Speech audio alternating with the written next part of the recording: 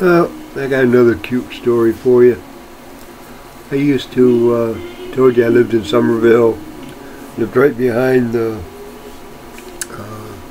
car lot that I used to work at. Well, in about, I think it was 2004, 2005, something like that. But anyways, I used to go over there to the Ruby Tuesdays and eat. I used to go over there 2 or 3 times a week. Love Ruby Tuesdays. And I met a couple of the waitresses, you know, no big deal. They'd give me hints on what to have for supper. Okay. Well, there was one girl in particular, she took care of the salad bar. Her and I became friends. She was married, thought she had a happy marriage, but after a couple of years, apparently it turned sour, because I went in there one Friday night and I noticed that she had tears coming out of her eyes, and she didn't seem to be herself.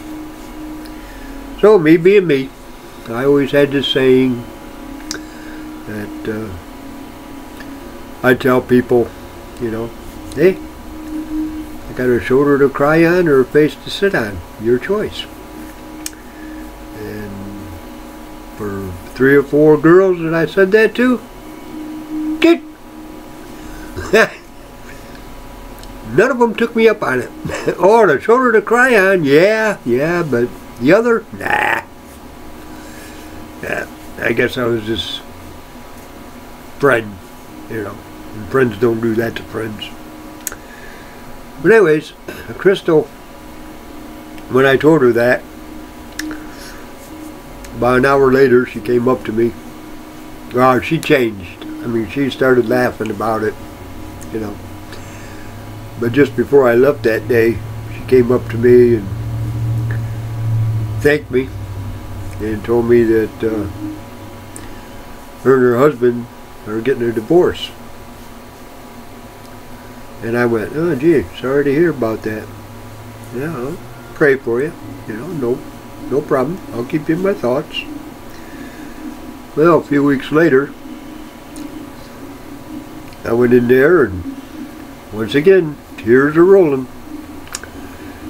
So I went up to her and told her the same thing. And she looked at me and she goes, that worked the first time, but it's not going to work this time. I'm in all kinds of trouble.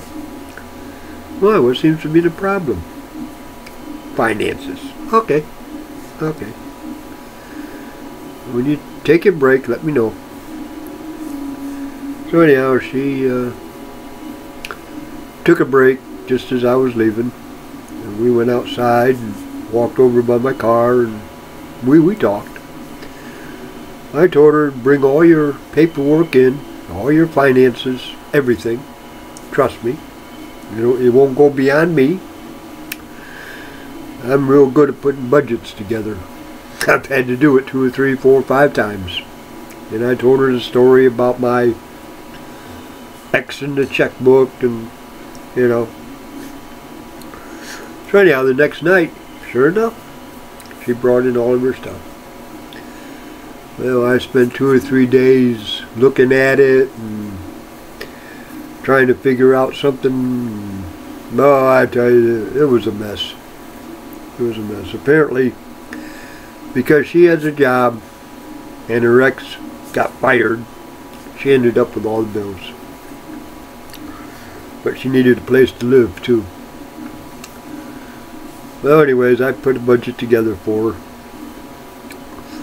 But she had to make some pretty drastic changes in order for that budget to kick in. So anyhow, she worked, like I said, Ruby Tuesdays and across the street at IHOP on Sundays. That IHOP thing, she was a waitress and she only worked there 3 times a week. She worked 6 days a week at Ruby Tuesdays. But anyways, she had a 4-hour break on Sunday. So I told her, I said, well look, Sunday I'll come in and right after church, and I'll get a takeout. And then we'll go to my place, and while I eat, you can look over what I have to say, and then we'll talk about it. Well, we did just that. I got a takeout, went home. I ate while she looked at all my notes and my recommendations. It shocked me that when you do your budget, rent is not just rent, because you got to add garbage, electric, gas, water, so that $500 apartment becomes $850, $900, depending on if you use the air conditioner or not. Well, that shocked her. So we talked about it. She went through my recommendations, and I knew a little bit about her. I knew her brother had a storage apartment, you know, storage shed. So, you know, I knew a little bit. Well, anyways, I told her that the best thing she could do, instead of driving that car that she was making payments on 20 miles back and forth, because she lived 10 miles away, she ought to just move in Somerville and put all of her stuff in storage. Well, she tried to find an apartment in Somerville and couldn't do it. So she came over one Sunday afternoon, the following Sunday, and I offered her the living room. She could have half the walk-in closet, living room. My couch folds into a bed, so, you know. She asked me how much I'd charge her for rent. And I just, nah, don't worry about it. You know? Can't put a price tag on friendship. But, you're going to have to leave my bed alone. You know. So anyways,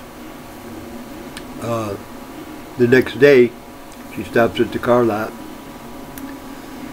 gets my key, tells me that she's going to go down to Walmart and get one made, and she'll bring it back. And I said, nah, just stay home. You know, do your unpacking, and I'll pick up some chicken wings, and, you know, I'll be home about 5:15, 5:30, depending on chicken wings. So I picked up wings, and I went to the house, put my key back on my key ring, and we talked. We had chicken wings, and we talked, and I told her that you know, the only rule I had was she had to enter my lifestyle, which meant, you know, going to Wednesday morning prayer breakfast and going to church, that kind of stuff. Well, she said that she'd do it. Okay. Well, the church I went to accepted her. Beth even accepted her as a friend. And believe it or not, even the singles accepted her. Even when they found out that she was staying in the living room, there was no stories or accusations or raised eyebrows or any of that garbage. I guess I pretty well told them my lifestyle through the talks I had on Wednesday mornings and that kind of stuff, because everybody accepted her, and Crystal was all right. Well, we were together, like I said, for about 4 years. The economy fell. Well, when the economy fell, at the same time the economy fell, she ended up being transferred to Kentucky. Well, I think I made a life-altering mistake by not going with her. When the economy fell, I should have just got rid of all my trash and jumped on the bandwagon with her and went to Kentucky. Because we still keep in contact with each other. She's married now, 2 kids. Her husband and I even talk. And according to her husband, I saved her life. Which I did not do. No way. But they even named, they had a boy right off the bat, and they named him Gene. Not Eugene, just plain Gene, because that's what I went by, and they decided to name the first one after me. So I thought that was quite interesting. But I just want to show you that one hand washes another. You know, that church I went to could have really turned Crystal totally against Christianity if they would have followed the normal accusations or stories or whatever about her staying with this single guy. You know, there wasn't any of that. They accepted her. And that was something that her and I talked about, especially after she joined the church. We talked about that. And she told me that, you know, well, I'm eligible for marriage. Oh, I'm not getting married. No, no, no, no, no, no, no, no, no, no, no. I'm sorry, we can't. We can't do that. You know, no way.